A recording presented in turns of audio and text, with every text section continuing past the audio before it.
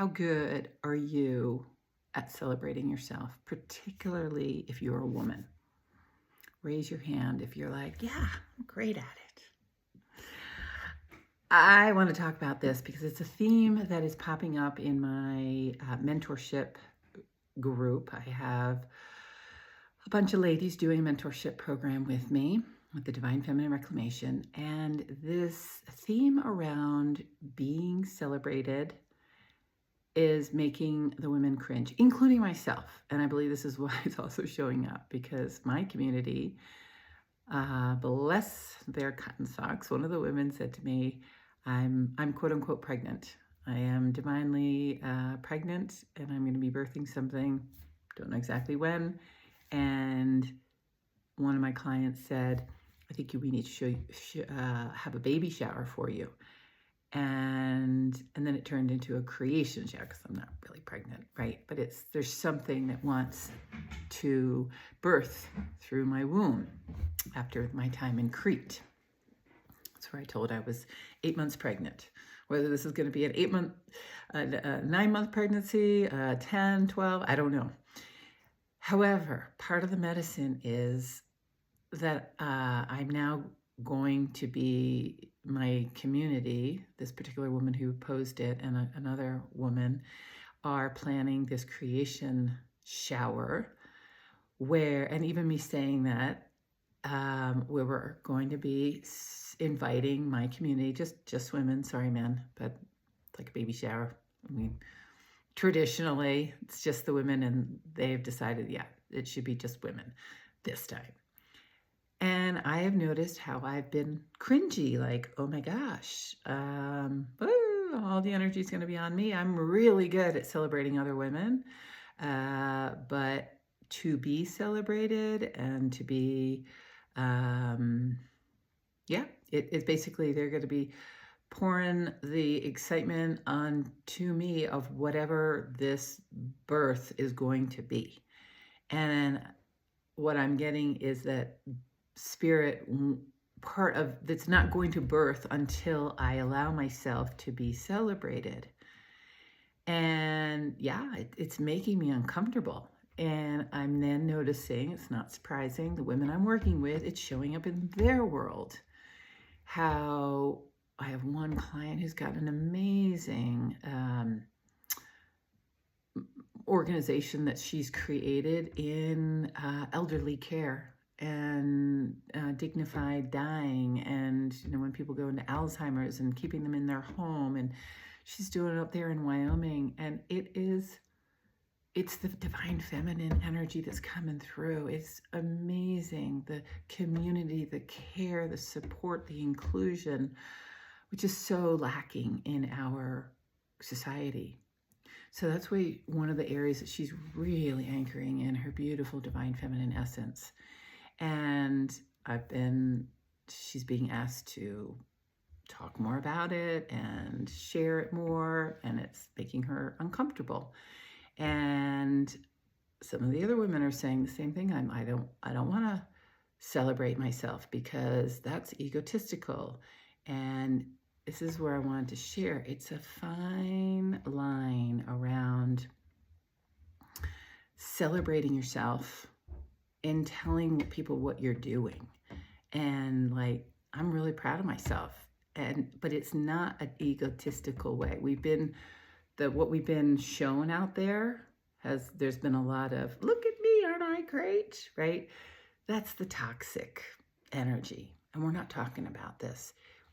Women go to the other extreme of like, no, I'm not going to be sharing anything amazing that I'm doing, and I'm not going to celebrate myself, even to myself. And that's the unhealthy feminine. What happens when I'm seeing because this is a mentorship one-on-one, but we also have a group, a community group. And what I'm seeing is that when one woman celebrates themselves, it gives another woman to celebrate herself. And it also gives a woman permission to help celebrate that other woman. And this alchemy just happens. This is the beauty of the women's work that we're doing. And It's, we have such programming around this that so many women are just like, oh no, no, no. I'm just going to come off as some arrogant woman if I'm tooting my horn, and no, it's not about that. It's about sharing what you're celebrating about yourself. Like, another example for me is I've been working with my inner masculine. Yes, we're doing divine feminine reclamation, but we're half masculine, we're half feminine, right? We have our feminine side, our left side, and our right side is our masculine side. And so I've actually been working a lot with my inner masculine for the past year. I'm a creatrix, right? I'm a healer. I'm a medicine woman. I am in that feminine, creative, mystery realm. I can drop into it, no problem. My inner masculine, though, needed some work. Still working with it. However, part of that piece has been hiring another assistant to help me. I already have one, but I really needed another one to help create structure and some of the systems so that I could be more in that feminine flow. So that's in celebration. That's where I pat myself on the back and say, you did it. I finally put that out to my community, and I got someone the next day. And we're just beginning, but it's so far so good. So it's these celebrations, or when we work a lot with people pleasing. We programmed to people please.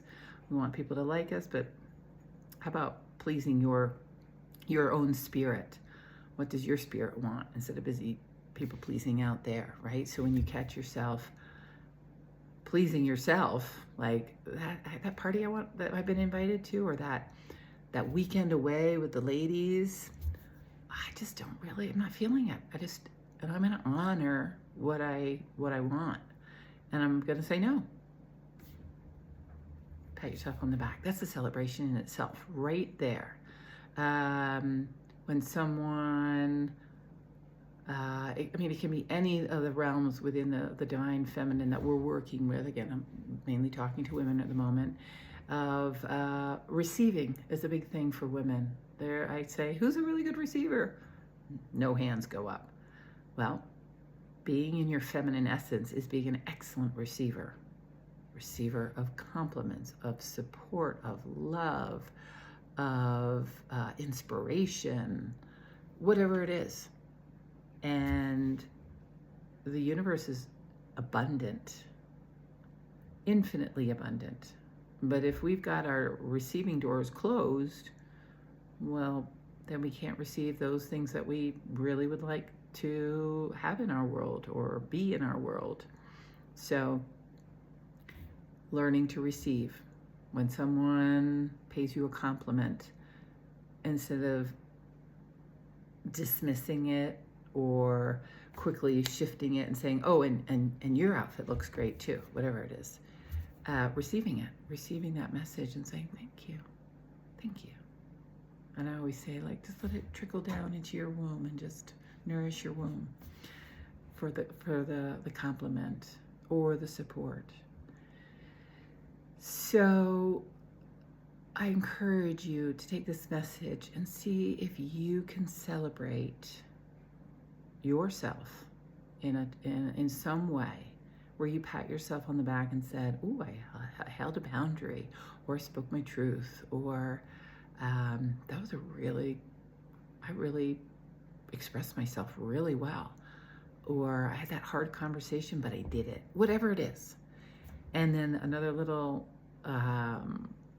tool you could do is have a celebration sister who you share your celebrations with, who you can trust that you're on the same page. Because again, toxic feminine is sort of the competition, the dismissing, the, oh, look at her.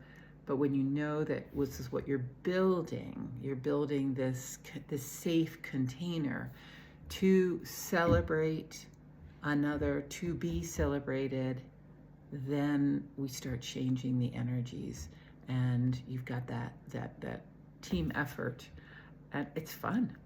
It's really fun. So I'm going to leave you with that. That's something that you can work with. Love to hear any of your comments below. Feel free to drop them in and